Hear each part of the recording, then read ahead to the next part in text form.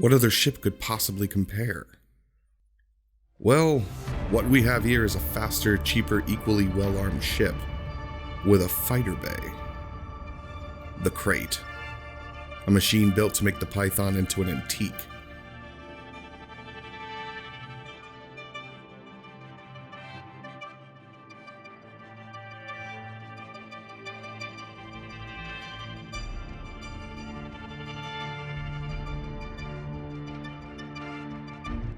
And it's hard to say they haven't done it.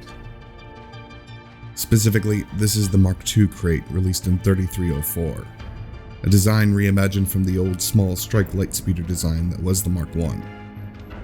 Now 3 times larger than its predecessor, it boasts an impressive mix of firepower and speed.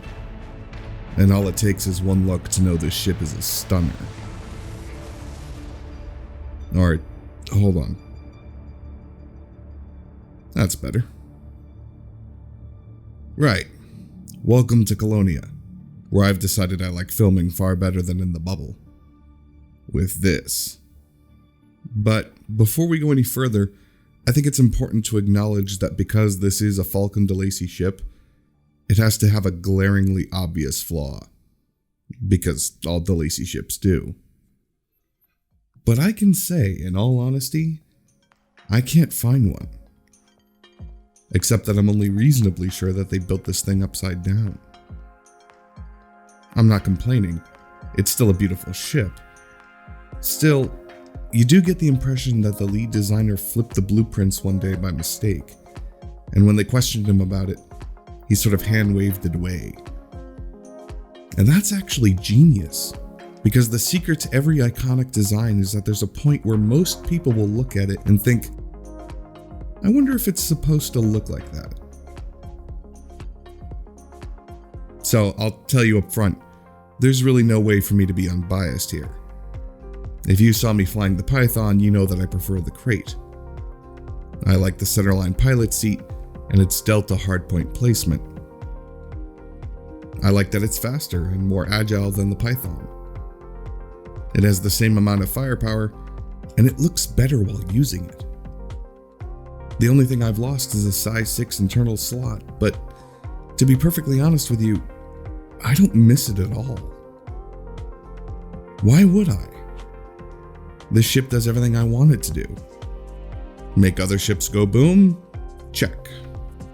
Make rocks go boom? Check. Exploring the galaxy? Check. Mission running, canyon racing, conflict zones, piracy, charting planets. I can say with the utmost unearned confidence and bravado that this might be the only ship you will ever need. Because the Krait is the definitive multi-purpose ship. It's a master of disguise. You give it a costume change and it's ready for anything. Though, apples to apples, the Python did have the extra size 6 slot, so it does have the edge on trading. So you know, you can have fun with all that. Trading. Really though, you don't need me to tell you why the Krait is a fantastic ship. It's quick, it's armed to the teeth, and it really is good at everything. You already know it's a devastating combat ship, especially forgiving for pilots who can't remember to turn flight assist off and who use the boost for faster turns. And it's even more of a demon for those that do remember. And if you decide to go tinkering with the internals, a charge-focused power distributor will allow you to boost indefinitely. Long-range railguns will make you a blisteringly fast sniper, and an overcharged multi-cannon will turn your ship into an industrial shredder. And that's not even touching the AX builds for hunting Thargoids. And when you're done blowing up the local riffraff, you can take it back to the station, switch out the heavy bits, and now you have an exploration ship with a 55 light-year jump range, a ship launch fighter, and an SRV. You can even have a shield if you don't mind losing a light year of jump range. It might not ever be the prolific explorer like its sister ship, the Phantom, but properly spec'd, the Krait will give you some fantastic sights. I said not too long ago that I think people who bring a fighter with them while exploring just miss the DBX. And I don't think I'm wrong. But being in the fighter doesn't make this any less wondrous. There really is something magical about being in something so small, surrounded by everything. And something infinitely more appealing about flying back to a bigger ship when you're done admiring the scenery. And when you do finally get bored of staring at the same geyser you've inexplicably found on 3 different planets, you can come home once again and try your hand at something else. You can never have too many credits to be sure, so you might find yourself listening to synthwave music while deepcore mining, or a book on tape while speed running through the canyons of some abandoned planet.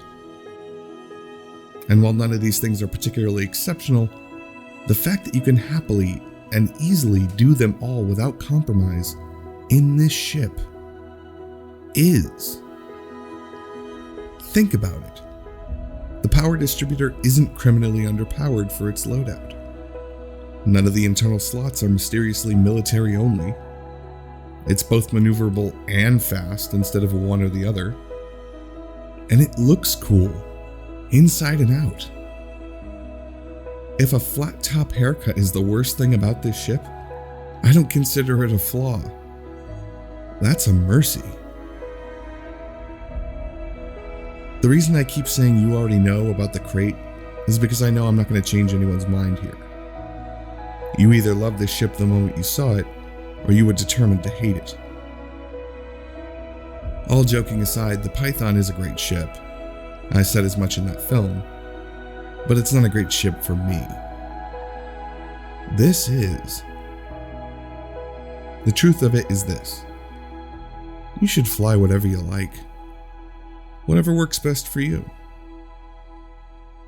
As long as it's a Krait. It has a freaking coffee machine. Best ship in the galaxy, hands down. We're done here.